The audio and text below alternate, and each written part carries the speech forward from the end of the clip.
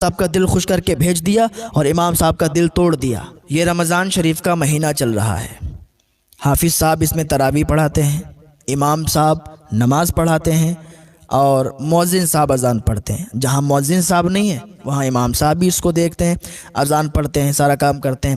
تو اس مہینے میں جب ختم شریف ہوتا ہے اس سے پہلے ہی محلے والے کچھ روپے جمع کر کے، کچھ آپس میں پیسے جمع کر کے امام صاحب کو دیتے ہیں اور حافظ صاحب کو انعام دیتے ہیں۔ اب کچھ لوگوں کے ذہن ایسے ہوتے ہیں، غلط سوچ ہوتی ہے، وہ یہ سمجھتے ہیں کہ یار حافظ صاحب آئے ہیں، ان کا حق زیادہ ہے اور امام صاحب تو پورے سال یہی امامت کر رہے ہیں، ان کا حق کم ہے۔ لیکن حافظ صاحب آتے ہیں ایک مہینے کے لیے تراویح پڑھانے کے لیے، میں ان کو برا نہیں کہہ رہا ہوں، میری طرف سے کوئی برا نہ سمجھے، میں یہ کہنا چاہ رہا ہوں کہ حافظ صاحب آتے ہیں، ان کا حق ہے، آپ نے ان کو دیا۔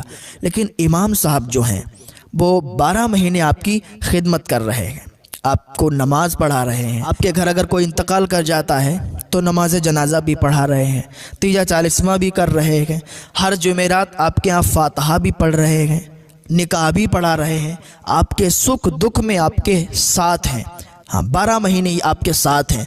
تو امام صاحب کا حق زیادہ ہے۔ اور اگر وہی لوگ اپنے ذہن کو تبدیل کر کے ایسا سوچتے ہیں اور ایسا کرتے ہیں کہ حافظ صاحب آئے ہیں، ان کا حق زیادہ ہے، ان کو 20,000 روپے دے دیے اور امام صاحب کو 5,000 روپے دے دیے، تو امام صاحب کا بھی دل دکھے گا اور ان کے دل سے اچھی بات نہیں نکلے گی، ان کے دل سے ان لوگوں کے لیے دعا نہیں نکلے گی۔ یاد رکھیں، حافظ صاحب کو بھی سمجھیں، امام صاحب کو بھی سمجھیں۔ کچھ جگہوں پر کچھ ذلیل لوگ ایسے ہوتے ہیں، کچھ ایسے الگ ذہن کے ہوتے ہیں کہ حافظ صاحب کو سوچتے ہیں ان کا حق زیادہ ہے۔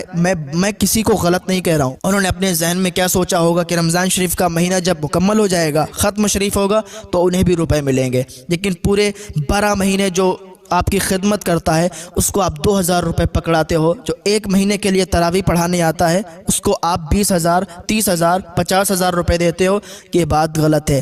میں کسی کو منع نہیں کر رہا ہوں کہ آپ ان کو نہ دیں، حافظ صاحب کو دیں، 50,000 دیں، 1,00,000 دیں، لیکن امام صاحب کا بھی خیال رکھیں۔ آپ کے 12 مہینے آپ کی خدمت کر رہے ہیں، ان کو بھی دیکھیں، 2-3 ہزار روپے ان کو نہ پکڑائیں، امام کو کم تر مت سمجھیں۔ جس نے امام کو کم تر سمجھا اس کی ساری نمازیں ان کے پیچھے جتنی پڑھ چکے ہیں وہ سب برباد ہو جائیں گی، ختم ہو جائیں گی، ان کا انہیں ثواب نہیں ملے گا۔ جس نے امام سے اونچی آواز میں بھی بات کری اس کی ساری عبادتیں ختم ہو جائیں گی۔ جس نے امام کو ٹیڑھی نگاہ سے بھی دیکھا اس کی ساری عبادتیں ختم ہو جائیں گی۔ جس نے امام کی برائی کری اور اس کے پیچھے نماز پڑھتا ہے اس کی کوئی نماز اس کے پیچھے نہیں ہوگی۔ اگر امام کے اندر کوئی برائی ہے تو امام سے کہیں، محلے والوں سے نہ کہیں کہ امام صاحب کے اندر وہ برائی ہے، محلے والے ان کو صحیح نہیں کروا پائیں گے۔ آپ امام سے کہیں گے کہ حضرت آپ کے اندر یہ برائی ہے تو وہ خود اپنی اس برائی کو ختم کریں گے، اس برائی کو ٹھیک کریں گے، اس بری بات کو اپنے اندر سے ختم کریں گے۔ تو امام کی اگر کوئی غلطی ہو جائے تو محلے میں ڈھنڈورا نہ پیٹنا، امام سے کوئی غلطی ہو جائے امام صاحب سے چپکے سے جا کے کہنا حضرت آپ کے اندر یہ خرابی ہے، آپ اس کو صحیح کر لیں، تو امام صاحب ظاہر سے بات صحیح کر لیں گے۔ لیکن کچھ ذلیل قسم کے لوگ ہوتے ہیں، امام سے اونچی زبان میں بات کرتے ہیں، امام کو انگلی دکھاتے ہیں، توڑ دینا چاہیے ان کی انگلی، بند کر دینا چاہیے ان کی زبان، جو امام سے اونچی زبان میں بات کرتے ہیں۔ ہاں، امام کا رتبہ کوئی چھوٹا موٹا نہیں ہے، امام کا رتبہ بہت بڑا ہے۔ جو امام ہوتا ہے اس کا مرتبہ صرف نماز پڑھانے تک ہی نہیں رہتا ہے، اگر مسجد میں کوئی غلط کام ہو رہا ہے تو وہ بھی امام بتائے گا، مسجد میں اگر کوئی غلط بات ہو رہی ہے وہ بھی امام بتائے گا، آپ اگر کوئی غلط کام کر رہے ہیں تو آپ کی اصلاح بھی امام کرے گا، آپ کے گھر کوئی غلط بات ہو رہی ہے آپ کی اصلاح امام کرے گا۔ اب آپ یہ سمجھیں کہ صرف نماز پڑھانے کے لیے ان کو لائے ہیں، باقی باتوں میں یہ دخل نہ دیں، تو ایسا نہیں ہے۔ جو ڈر کے امامت کرے اس کے پیچھے نماز نہیں ہوگی۔ جو امام شان و شوکت کے ساتھ رہے، اپنی ہمت و قوت کے ساتھ رہے، اپنے رعب و دبدبے میں رہے، وہ امام ہوتا ہے۔ اس کے پیچھے نمازیں پڑھو، اس کے پیچھے نماز ہوگی۔ جو امام لوگوں کے کہنے پر چلے اس کے پیچھے نماز نہیں ہوگی۔ مقتدی امام کے کہنے پر چلنا چاہیے، امام مقتدیوں کے کہنے پر نہیں۔ امام کا رتبہ بڑا اعلیٰ ہے، متولی ہو، صدر ہو، کوئی بھی ان کو یہ حق نہیں ہے کہ وہ امام صاحب سے کہیں کہ آپ مسجد میں جھاڑو لگا دیں، وہ امام صاحب سے کہیں آپ مسجد کی لائٹ بند کر دیں، وہ امام صاحب سے کہیں آپ گندگی صاف کریں۔ امام کا رتبہ بڑا اعلیٰ ہے۔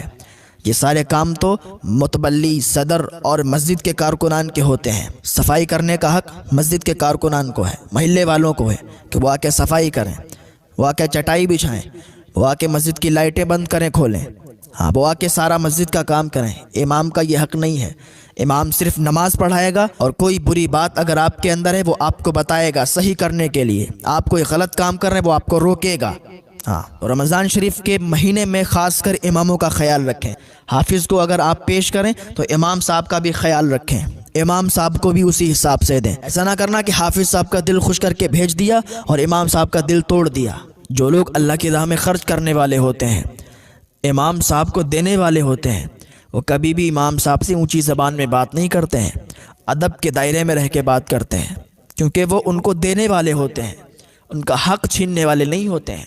ہاں یاد رکھنا یہ بات۔ اور ایک بات اور یاد رکھیں، جو امام کو ستانے والے ہوتے ہیں، جو امام سے اونچی زبان میں بات کرنے والے ہوتے ہیں، وہ ہر وقت پریشان رہتے ہیں، ان کے گھر میں پریشانی ہوتی ہے، ان کے اندر پریشانی ہوتی ہے، کیونکہ ان کا دل گھٹن میں رہتا ہے۔